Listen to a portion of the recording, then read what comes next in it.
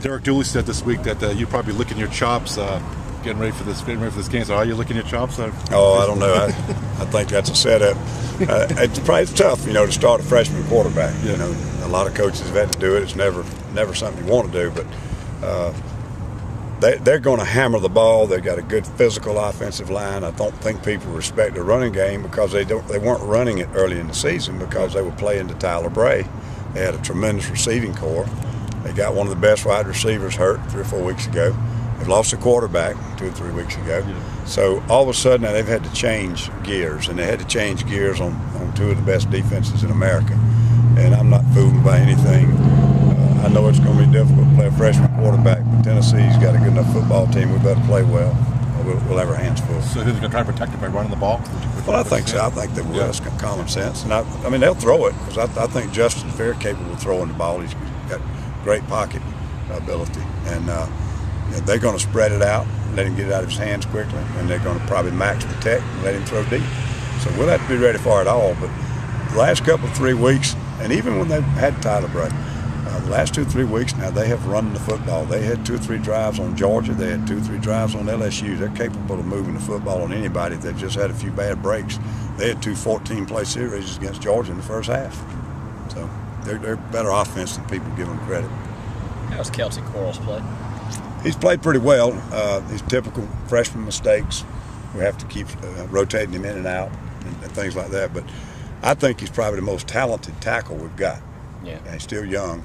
But when you just talk about the physical abilities, and I think as he learns how to play the position and gets a little bit more consistent, he's going to be a great player. I noticed on the depth chart this week at both linebacker spots, you got basically co-starters. Is that what you want, or would you rather prefer to have one guy be the guy at each position, or you just want to rotate the guys? It's a catch-22 answer. If I had 2 guys that were just absolutely dominating, that would tickle me to death. But if I didn't have 2 guys behind them that were trustworthy, that wouldn't make me happy. And really the reason I'm doing it is they all deserve the playing time. Nobody's had a game where they've just absolutely been a player of the game or anything like that, but they've all played very solid and very well. And only a couple of times with individuals in the whole season have I felt like they had a bad game. So I've done it really just to give everybody a chance to be a starter.